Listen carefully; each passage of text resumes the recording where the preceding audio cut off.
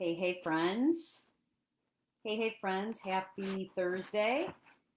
Jumping on for my masterclass. And I am jumping on live. I'm looking here to see if I can see where the comment stream is. Okay. So, welcome to my masterclass. Trust your decisions. This is the first time that I'm doing a masterclass this way on Facebook, open out on my personal page. I usually do my masterclasses in webinar type format on Zoom, but I'm trying something different. And if you're jumping on, please say hello. Please drop a comment in the thread so I know that you're here. And if you're watching it in replay, hit hashtag replay. So, the title of this, and unfortunately at this moment, I can't seem to locate where the comments are. So, I will definitely circle back for the comments. But this masterclass, trust your decisions, right? So, who am I? If this is the first time you're here watching my lives, whether you know me, you know who I am, but if not, and you're popping in, my name is Patricia Cimino. I am a personal growth coach, and I help my clients elevate their energy and their mindset so their energy and their mindset leadership so they can make their desired impact in the world. So, what does that really mean? I help them connect their mind and their body with what they really want and then help them execute it. So, this course that I am sharing with you today, and if you're jumping on, see if I can see any comments. I can't see. I see you're on, but I can't see you. But I promise to circle back and check out what you're writing. So, this concept of trust your decisions and this masterclass is all about showing you how to use your most hidden asset to tap into the various places to create your decisions that come from your inner knowing, that come from you, that don't come from outside of you, that don't come from other people, that come from you. And I believe that our most hidden asset is our body.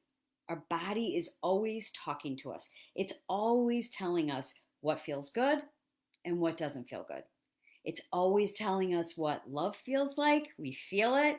And it's always telling us what hurt feels like.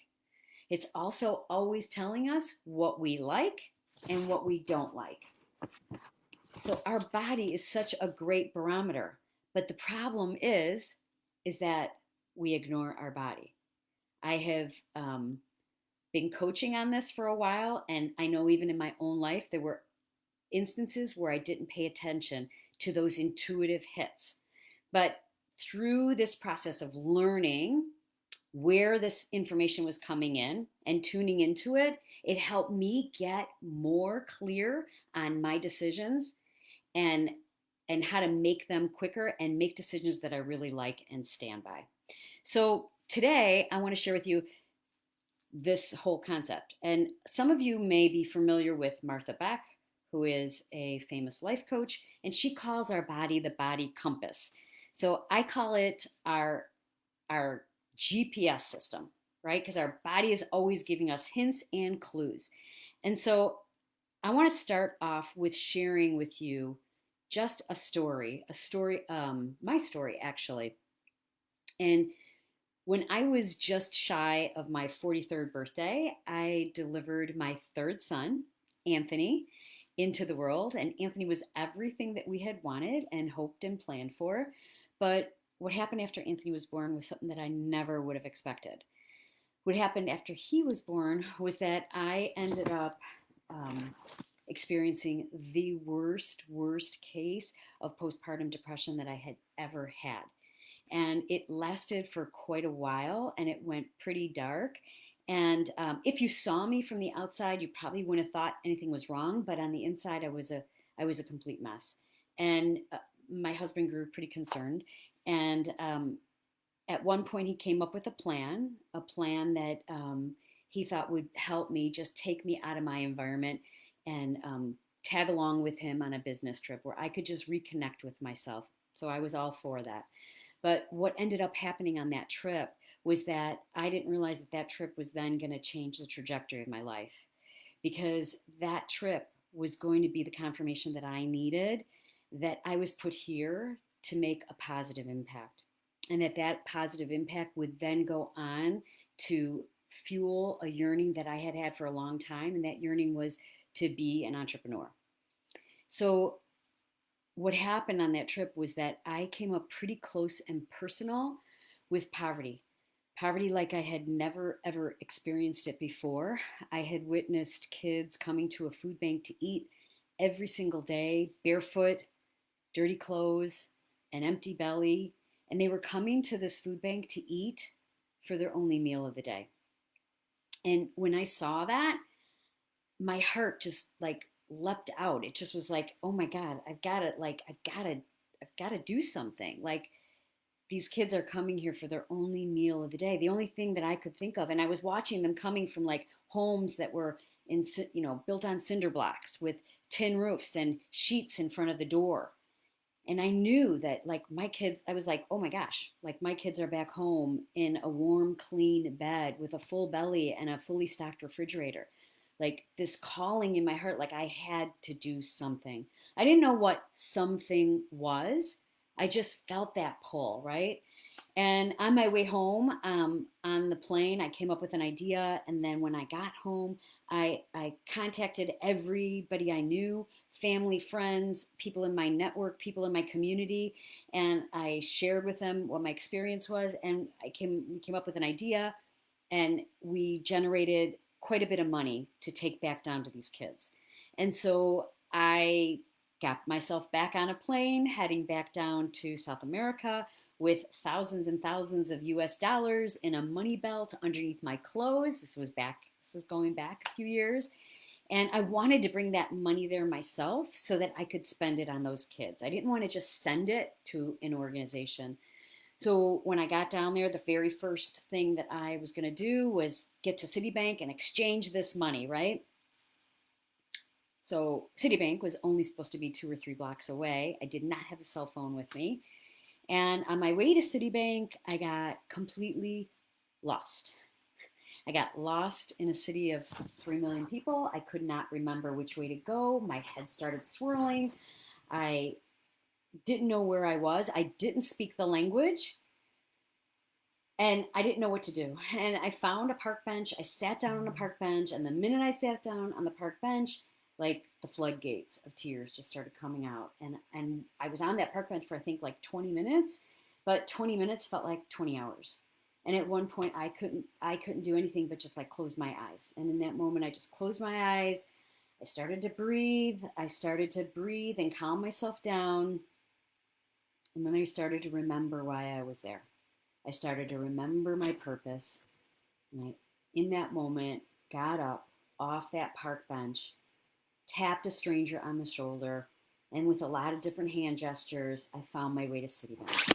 I exchanged the money, and I spent the next 3 days scouring Buenos Aires for shoes and underclothes and food for the 100 children of the food bank that I was helping, which was just outside of Buenos Aires in Pilar. And giving that donation out on that day was like one of the most fulfilling days of my life. Like giving a kid a pair of shoes, it was as if I was giving them an iPhone, the latest version. That's how excited they got for a pair of shoes. And as I was leaving, I was heading out back to the airport, and I spotted a handbag. And women in handbags. I grabbed the handbag and I brought it home, and I started to use it. And every day that I was using that handbag, someone would say to me, "Where did you get that bag?" And so in that moment, I got like a gut feeling like, okay, like something else is going on here. So many people are asking me about this bag. And I felt so fulfilled with what I did. I wanted to keep this going. So I ended up starting a business that imported the bags and then took a portion of the profits and donated back to to buy books to help empower these kids. And so that's what I did for the next 4 years. And there were challenges along the way, and I busted through each of those challenges. I won't go into that now, but I kept focusing on what it was that I was being called to do. Um, and that voice, that internal voice that was talking to me. So what ended up happening was, in the end, I put the products into 33 stores across the country by myself, and I built 2 libraries of books, one in Chicago for a charter school and one in Argentina. And today I get to help other people really tune in to their body for those messages, right, of what they truly want, and then help them with the mindset to execute that. Because a lot of times we get excited about what we want, but then our mindset will talk us out of it. And so today, this masterclass is not about the mindset piece, but it's about tuning into your GPS system so you can start to trust the decisions that you are making. And the more that you tap into the 3 places that I'm going to share with you today, the more you build your self-trust muscle, right? So then you have your own back, right? You don't need to go outside of you to someone else to tell you what to do. You don't need to go outside of you to someone else to give you your decisions. You can make your decisions according to your truth that's coming from you, from your internal being. So I'm going to start first with the very first way that you can tap into your body, and that would be through your heart, right? Like what I just described to you with those kids, I had that heart pull, right? So how many times in your life have you had a heart pull that you've ignored, that you haven't listened to? Or on the flip side of it, how many times have you had a heart pull that you have paid attention to, right? And then you were able to make a decision going forward that felt spot on for you. That heart that you're tapping into, there's so much science right now. The last 25 years, actually, there's been even more science showing the strength of the heart. That our heart is an organ that can learn, that can process, and that has memory. As a matter of fact, there is a place out of California called the Heart Math Institute, and they measure heart coherence. They measure your heart and how much energy they were stating that your heart exudes energy that is like a few feet around you. So when you get that heart pull to start to pay attention, their science is now calling our heart the little brain, right? The little brain, because they found that in your heart you have 40,000 neurons. Neurons are the cells in your nervous system that send messages. And they are seeing that it's messages, these neurons are going from your heart to your head. They're not going from your head to your heart. So what if you started to really pay attention to those heart pulls, and you start to make your decisions based on this pulling that you are feeling, even when you don't know the how. I didn't know the how of how I was going to help those kids, but I knew that there was something true. There was a truth there that I needed, that I was aligned with, right? That I needed to keep paying attention to. So the more you pay attention to those heart pulls, the more you start to make your decisions from those places that connect you, the more you're in alignment and you start trusting those decisions moving forward. So the second place that you can tap into for trusting your decisions is your gut. And science is now calling your gut your second brain. And they're calling it your second brain because they're finding that there are just as many neurotransmitters. Neurotransmitters are those information messengers they're the chemicals of the information messengers. There are just as many in your gut as there are in your brain. just as many neurotransmitters in your gut than in your brain. They've also found that serotonin, the happy hormone, 90% of it is created in your gut. How about that? 90%. And 50% of your dopamine, your feel good hormone, again, is found in your gut. So when you have a gut feeling, how many times have you had a gut feeling that you've ignored and afterwards you're like, oh, why did I ignore it, right? Or how many times have you had a gut feeling and you've listened to it and you're like, oh my gosh, thank God I listened to it. This was so spot on. Your gut has that information.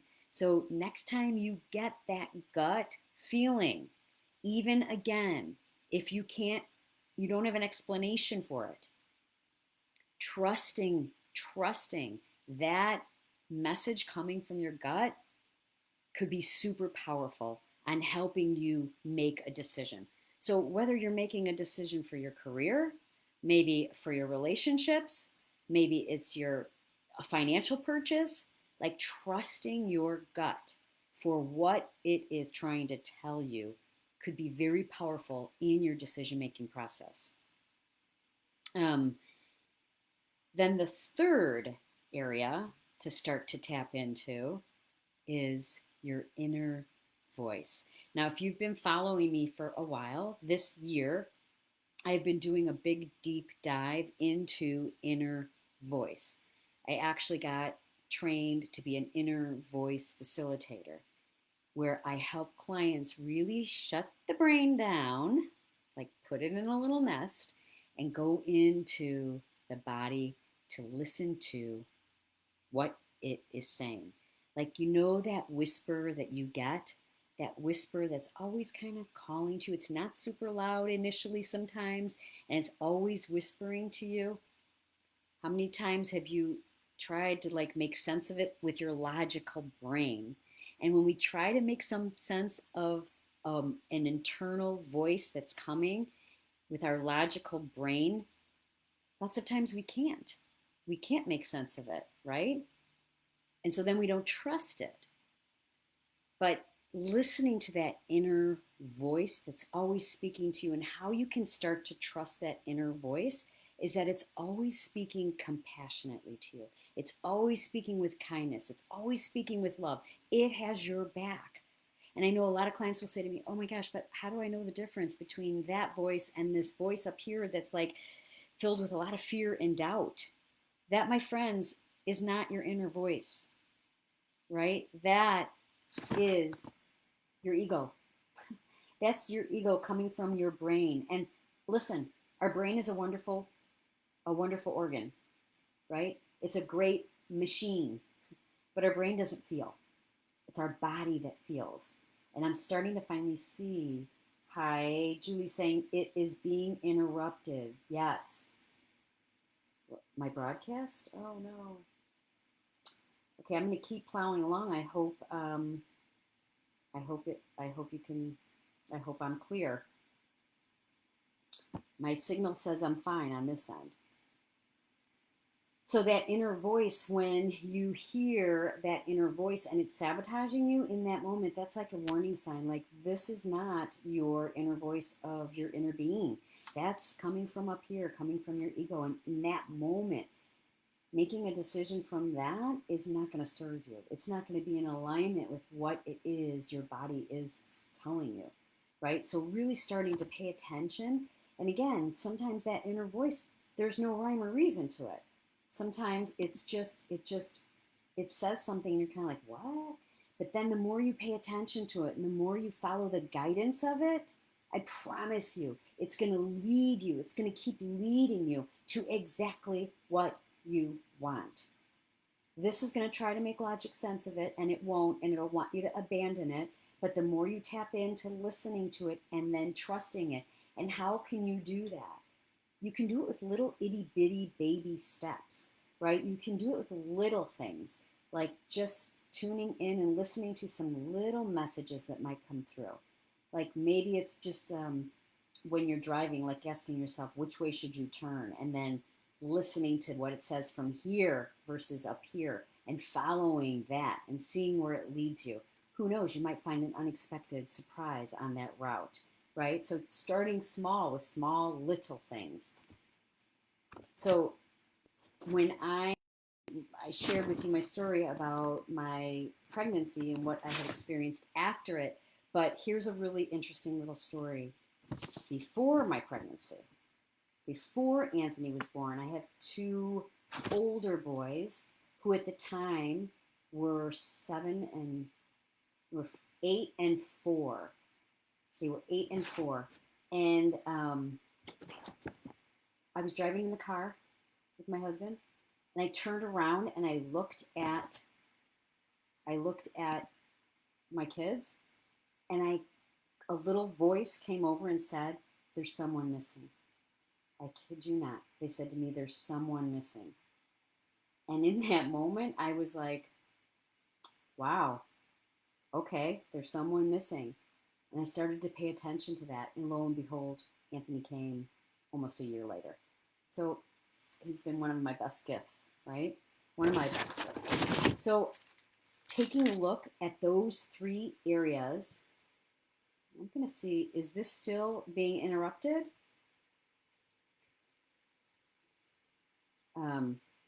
Taking a look at those three areas, listening to your heart calling, pulling, listening to that gut feeling that you get, and paying attention to your inner voice. So, I'm going to give you a couple of practices, ways that you can do that. One of the ways that you can start going inward is taking time to just shut everything down. Shut everything down and give yourself some space of doing nothing for 5 minutes. For 5 minutes to just be with yourself instead of being with all the information that comes flying at you all day long. Okay, are you able to hear me? I'm going to see if I can pop on off my phone.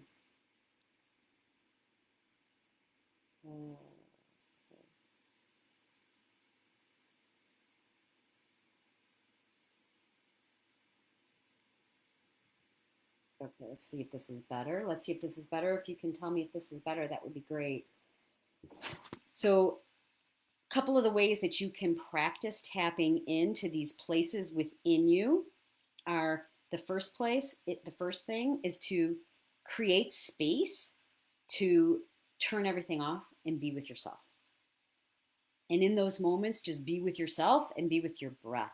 Just breathing in and breathing out with no agenda at all. And I know I had a client ask me just this morning, well, what am I thinking about? You're not really thinking about anything. You're kind of letting the thoughts float by, almost like clouds in the sky, and you're just kind of noticing what's coming up and noticing if you hear anything. You might not hear anything the very first few times, but the more you practice sitting with yourself, the more attuned you'll start getting to listening to some kind of a word or a sentence that might come to you. And it may not make sense in that moment. You might even see a symbol, and it may not make sense in that moment. But keeping that in mind, those are ways that these messages are coming through to you. Another way that you can tap into it is to actually do a meditation, right? Whether you need to do it with an app or with music, but doing some type of a meditation. And again, paying attention to notice if you see symbols or if you hear words or see words, paying attention to those things.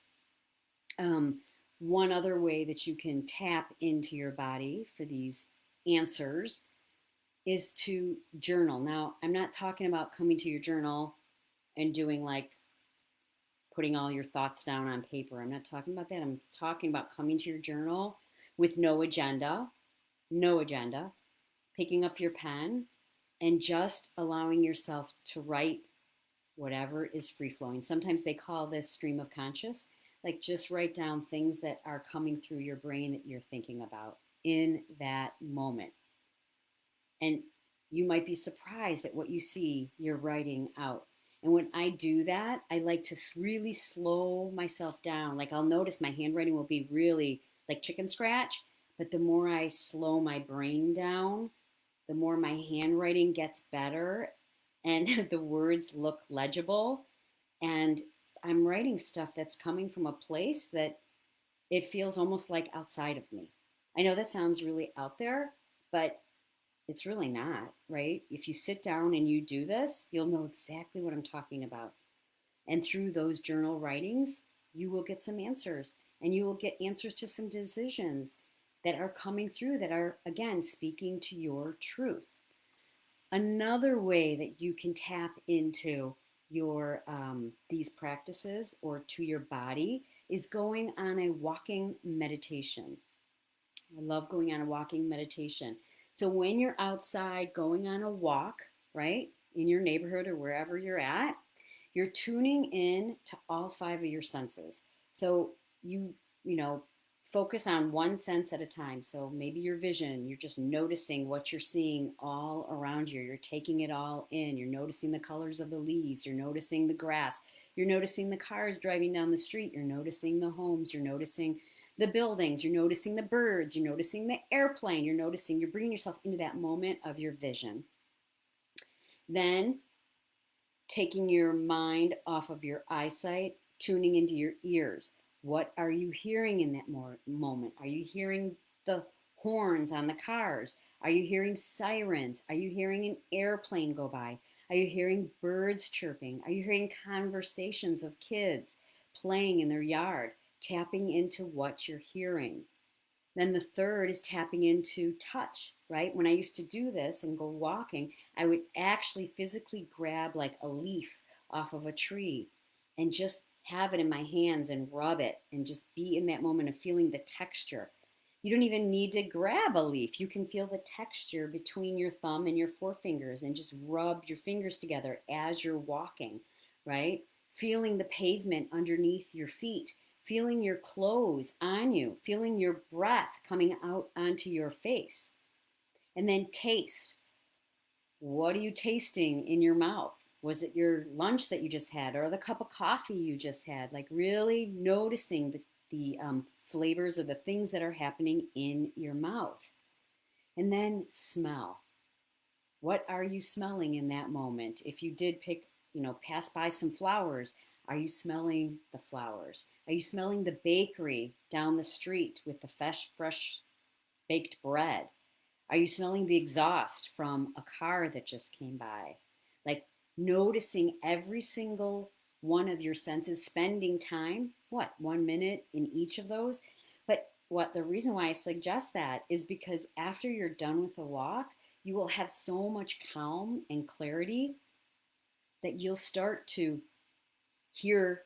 you'll start to hear that inner voice. It's another way to access your inner voice when there's not so much commotion of notifications on your phone and your computer and all these other places that we are constantly getting bombarded, and then we can't even hear ourselves think, right? We can't hear we can't really take what's happening like in those gut feelings and like pay attention to them.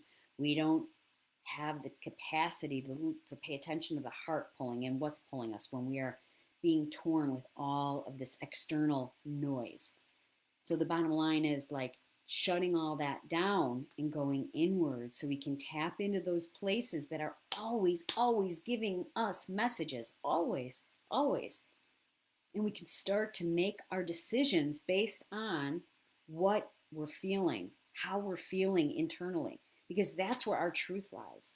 That's where all of our truth lies. That's where our North Star, as Dr. Martha Beck puts it, your North Star is in your body, right? And you have those answers right there. And the more you start tapping into your body for those answers, the more you're going to trust yourself. When I was early in my career, I had gone to work for Fortune 500, right, in corporations. And I had always wished, I had always wished that I had gone abroad. Okay. I went to a school, I went to Loyola, and they had a Rome Center. And I always said to myself, I'm going to go to Rome. I'm going to go to Rome Center. And I never did. And I kept that voice of like,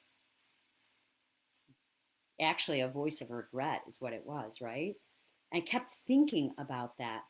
And once I started working, after a few years, 3 years of being out in the workforce, I couldn't shake that voice that kept talking to me about going abroad. So much that I ended up quitting my job, taking a backpack, and going abroad. And I was abroad for 4 months. And I'm going to tell you, that was one of the best, like, decisions to this day that I have made, right? So when you think back on your life, when were you getting called to do something? When were you getting a gut feeling about something? When were you hearing an internal voice telling you, leading you, guiding you? And how can you start to put more emphasis, create space to listen to that and take action on some of the decisions that you have to make from those places? I promise you, if you start making your decisions from those places versus your logical mind that's going to try and make analytical sense out of it, you will feel so aligned. You'll feel so aligned to who you really are. You'll feel more solid in who you are. You will walk more confidently because you are living according to your inner guidance, not someone else's. Now, I'm not saying that, that it's that we shouldn't go outside for guidance. Yes, but when we go outside for guidance and we get guidance that feels a little off, doesn't feel quite right, that's a signal right there. That's a signal right there. That is not our that's not in alignment with our truth. Right? If we go out and get inner guidance, we're like, yes, this feels right. This feels exactly right. You're following that path because it's your path. You feel it. And I believe, I don't need to explain it because I think everyone on this earth has knows what I'm talking. You know what I'm talking about when you feel it versus when you don't. I love the hearts. I can't see the comments, but I love the hearts. Thanks. So how can you put those practices that I just talked about into practice? You can create space in your calendar to do it, like literally in your calendar. 10 minutes on Monday, Wednesday, Friday, I am sitting in solitude. I am writing free flow. I am going on that all five senses mindfulness walk, right? Putting it in your day, building it in. Building it in. You could start with that. Then the second thing is you can make it a non-negotiable. It's in your calendar. It is a non-negotiable. So what would feel like a non-negotiable? Like 5 minutes?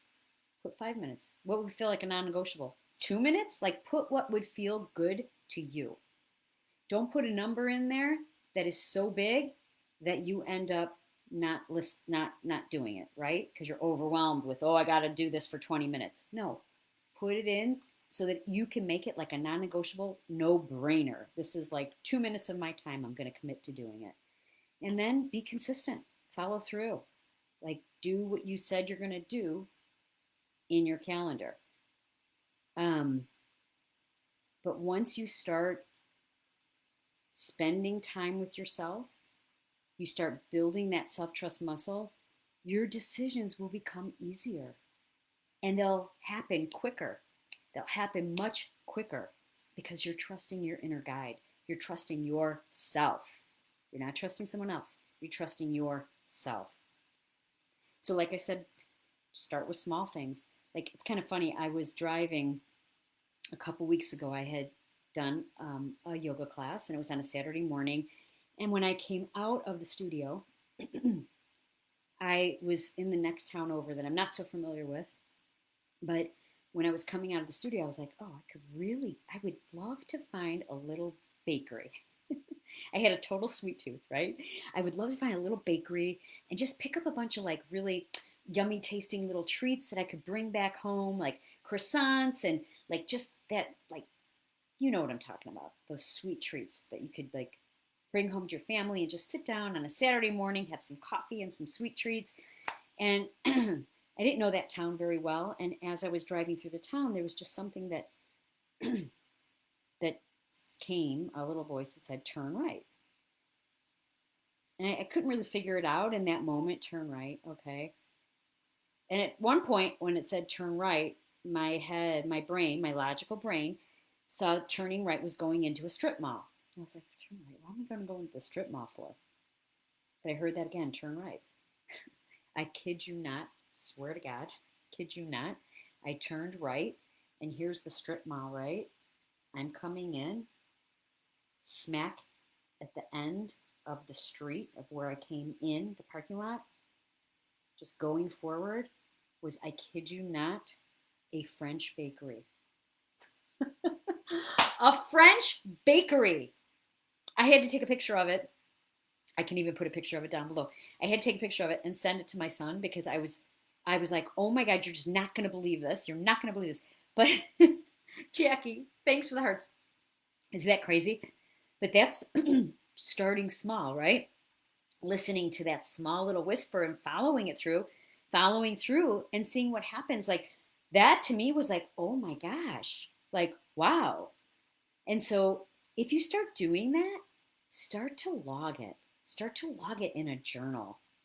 Then you're going to have evidence. You're going to have all this evidence of every time you paid attention to your inner voice, or you paid attention to your gut, or you paid attention to your heart. And then your brain will be on board. Your brain will be like, okay, there's the evidence. Can't argue that. Your brain is always looking to prove it's whatever it's thinking is true. You'll be able to prove it's true because you've got the evidence right there in a book.